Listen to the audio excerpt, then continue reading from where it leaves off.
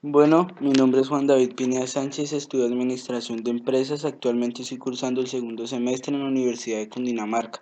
A continuación les voy a socializar una breve síntesis de las teorías administrativas y algunos aportes de los principales exponentes. Principalmente tenemos a Frederick Winslow Taylor. Nació el 20 de marzo de 1856 y falleció el 21 de marzo de 1915.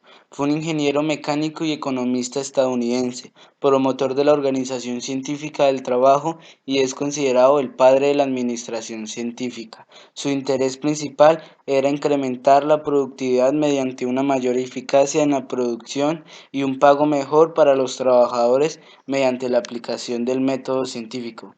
Sus principios administrativos fueron cuatro. Primero, la organización científica del trabajo. Se refiere a las actividades que deben emprender los administradores para reemplazar los métodos empíricos del trabajo ineficiente y evitar la simulación sistemática analizando el mejor método de trabajo. Segundo, la selección científica y la capacitación del trabajador. Se refiere a ubicar al personal adecuado en el trabajo. A partir del análisis del trabajo, la administración debe precisar los requisitos para el desempeño eficiente del cargo. Este paso permite seleccionar a los aspirantes más aptos. Tercero, cooperación entre directivos y operarios. Es buscar la armonía y la integración mediante una estructura funcional en donde los jefes tienen mayor conocimiento sobre la actividad y, por consiguiente, el derecho a dar órdenes y el estímulo económico con sistemas de incentivos que remuneran de acuerdo con el rendimiento personal o las unidades productivas. Y cuarto, división del trabajo entre administradores y operarios. Los gerentes se responsabilizan de la planeación del trabajo mental, los operarios de la ejecución del trabajo manual. Y bueno, pues la contribución significativa de Taylor se refiere al mejoramiento de la productividad mediante la precisión de responsables de los gerentes para especializarse en la planeación del trabajo. Por otro lado, tenemos la teoría clásica de la administración, que surgió en Francia en el año 1916, que se difundió con rapidez por Europa. Esta teoría se distinguía por el énfasis de la estructura que debe tener una organización para lograr la eficiencia.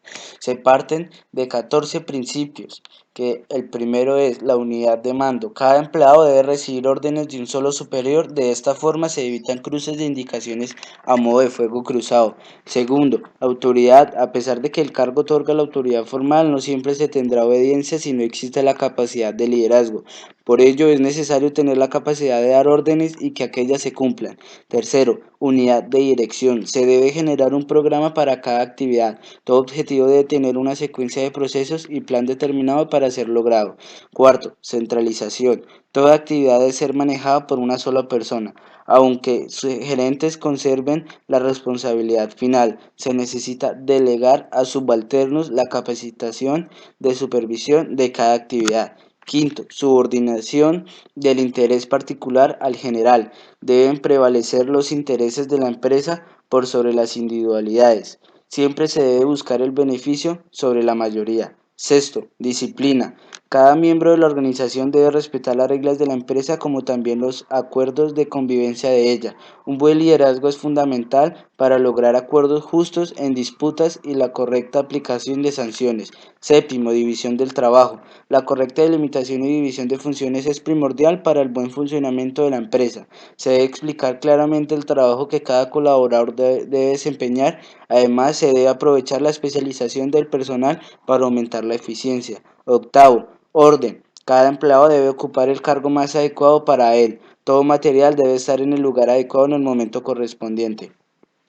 Noveno, jerarquía. El organigrama y jerarquía de cargos debe estar claramente definidos y expuestos, desde gerentes a jefes de sección. Todos deben conocer a su superior directo y se debe respetar la autoridad de cada nivel. Décima, justo remuneración. Todo empleado debe tener clara noción de su remuneración y debe ser asignada de acuerdo al trabajo realizado. Los beneficios de la empresa deben ser compartidos por todos los trabajadores.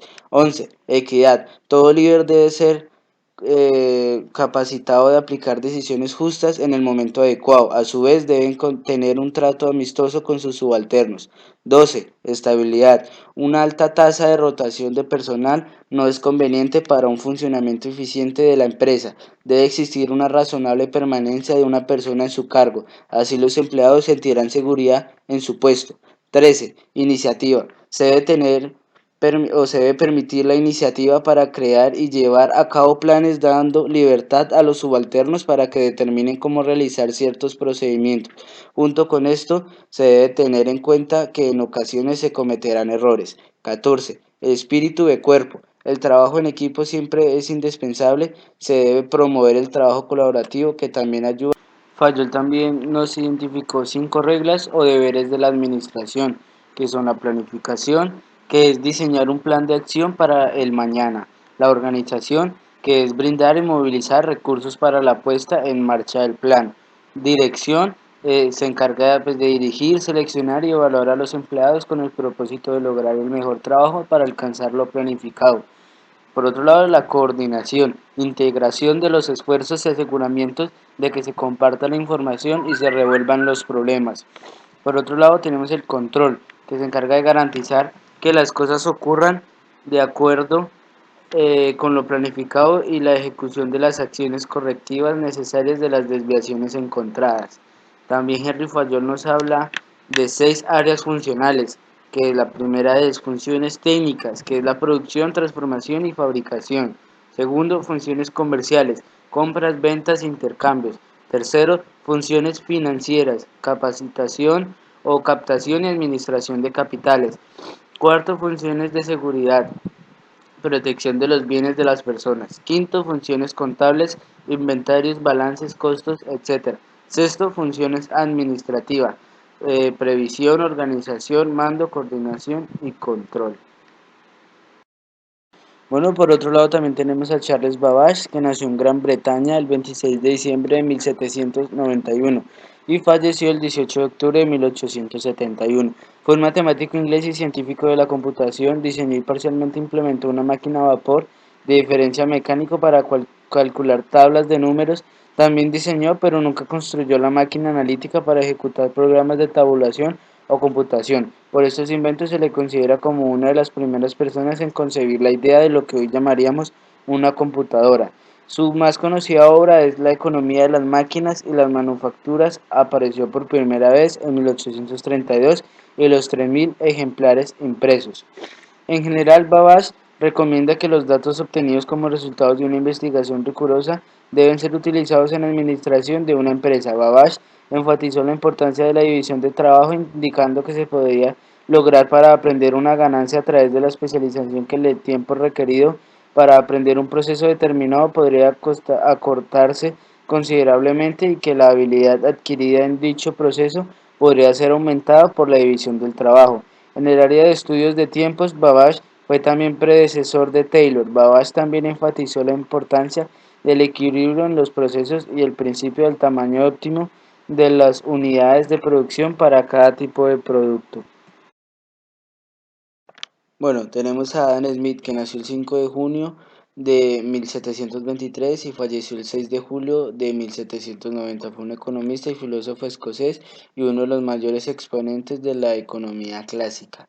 Su principal obra y una de las más reconocidas es una investigación sobre la naturaleza y la causa de la riqueza de las naciones, en la que se desprende varias ideas, entre las principales que son los aportes de Adam Smith. El primero son la diferenciación clara entre valor de uso y valor de cambio. Segundo, el reconocimiento de la división del trabajo, entendida como especialización de tareas para la reducción de costos de producción.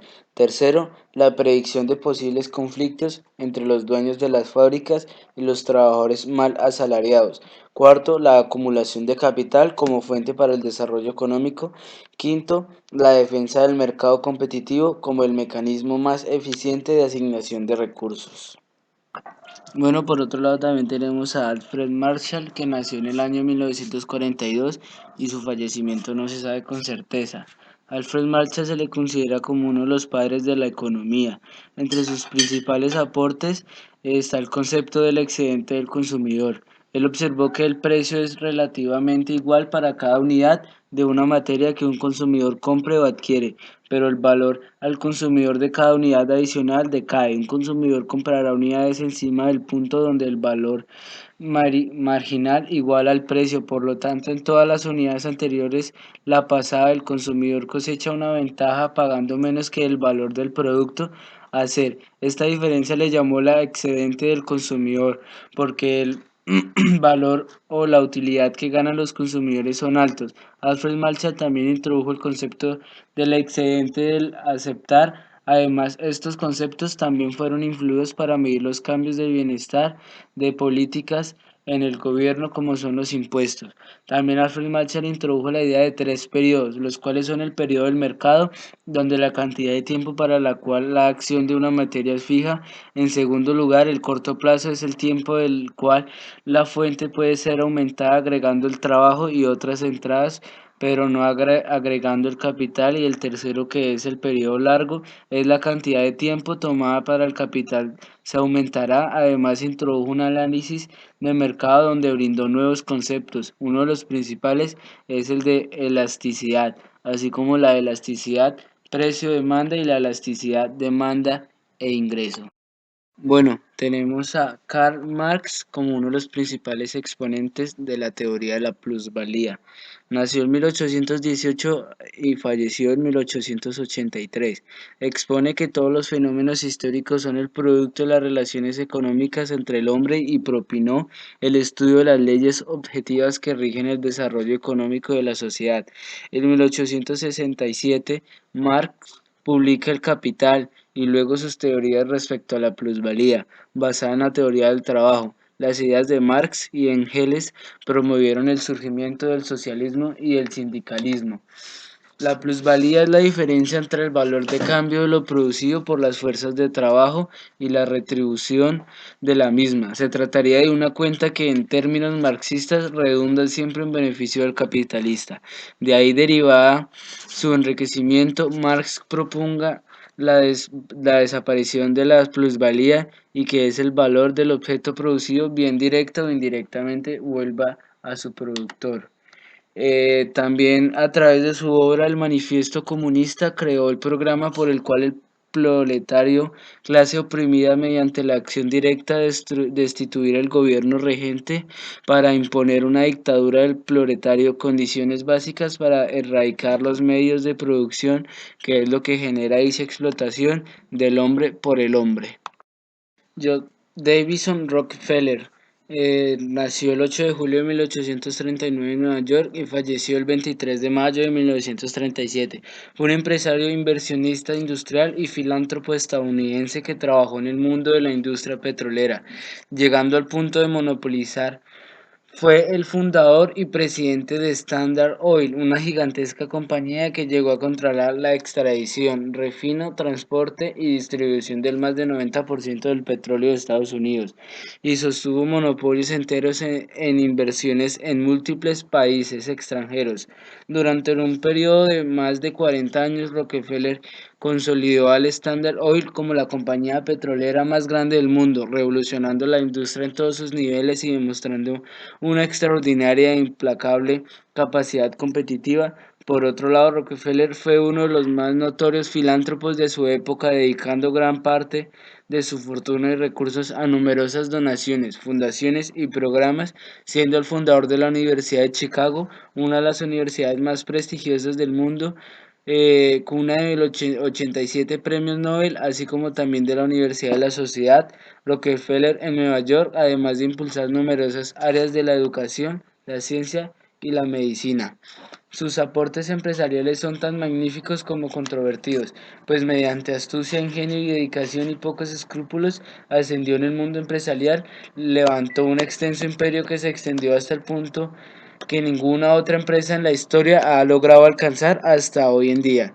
Señalado por sus prácticas monopolistas, fue denunciado por periodistas e investigadores y a la larga el gobierno de los Estados Unidos tuvo que enfrentarse a él, logrando llevarlo ante los tribunales y consiguiendo tras años enteros de litigios que se dictara la separación de la gigantesca petrolera Rockefeller, separación que tardó mucho tiempo en materializarse después de la sentencia dictada. Bueno, también tenemos a James Money, que nació en 1861 y falleció en 1921. Fue un notable antropólogo estadounidense que vivió varios años entre los Cherokee. Nació en Richmond, Indiana, en 1885. Contactó con el Departamento Americano de Etnología en Washington, D.C. Recopiló una lista tribal de 3.000 obras. Su trabajo más notable fue su estudio etnográfico de los Ghost Names, un movimiento religioso extendido entre varias poblaciones nativoamericanas de los Estados Unidos, cuyo culto finalizó en 1890 tras un sangriento enfrentamiento con el ejército en Wounded Knee, Dakota del Sur. Hizo una interesante investigación sobre la estructuración de la Iglesia Católica, mostrando su organización en el tiempo, su jerarquía de autoridad, su Estado Mayor y su coordinación funcional. La Iglesia tuvo una organización jerárquica tan simple y eficiente que su enorme organización mundial puede operar satisfactoriamente bajo el mando de una sola cabeza ejecutiva. El Papa, cuya autoridad coordinadora según la Iglesia Católica le fue delegada de forma inmediata por una autoridad divina superior. De cualquier forma, la estructura de la organización eclesiástica sirvió de modelo para muchas organizaciones que, habidas de experiencias exitosas, pasaron a incorporar una infinidad de principios y normas administrativas utilizadas en la Iglesia Católica. La escala jerárquica, o sea, la escala de niveles de mando de acuerdo con el grado de autoridad y de responsabilidad correspondiente, eran típicamente un aspecto de la organización militar y utilizando en otras organizaciones. El concepto de jerarquía dentro de la organización militar es probablemente tan antiguo como la guerra, pues la necesidad de un Estado Mayor siempre existió en el ejército. Con la ayuda del general Short fue creado un Estado Mayor para asesorar el mando militar. Bueno, también tenemos a Henry Ford, que nació en Michigan el 30 de julio de 1863. Es el mayor de 6 hermanos. Creció en una granja familiar próspera y se educó en una escuela de solo una clase en la que pronto destacó por su interés en la mecánica. En 1913 fabricaba 800 carros por día. En el año 1014 repartió entre sus empleados una parte del control accionario de la empresa. En 1926 ya tenía 88 fábricas y empleaba a 1.050 personas fabricando entonces 2 millones carros por año. Bueno, también algunos principios de Henry Ford. Los principios básicos es el principio de intensificación, disminución en el tiempo de producción con el empleo inmediato de los equipos y de la materia prima y la rápida colocación del producto en el mercado. Principio de la economicidad, reducir el mínimo del volumen de materia prima en transformación. Principio de la productividad, aumentar la capacidad de producción del hombre en el mismo periodo productividad mediante la especialización y la línea de montaje. Bueno, también por otro lado tenemos los aportes de Ford a la administración, que son la disminución de los tiempos de producción mediante el uso eficiente de las máquinas y las materias primas a la distribución acelerada de sus productos. También tenemos la reducción del inventario en proceso, el aumento en la producción debido a la especialización del trabajo y al empleo de la línea de producción, salarios mínimos por día y horas, jornada máxima laboral de 8 horas, desarrollo integral y vertical y horizontal, línea propia de crédito por la finalización de los vehículos. Se dio acciones de la Ford Motor Co. a sus trabajadores con el fin de incrementar los ingresos a los empleados. También Henry Ford y la producción en masa, que son todos los aportes de Henry Ford a la administración, se ven reflejados en la producción del modelo T. Como conclusión, Henry Ford revolucionó el transporte y la industria en Estados Unidos y fue un inventor prolífico que obtuvo 161 patentes registradas en ese país. Bueno, con esto finalizo la breve síntesis que les quería compartir o socializar, mis queridos compañeros. Espero que tengan un buen día y gracias por haber visto el video. Hasta luego, mi nombre es Juan David Pineda Sánchez.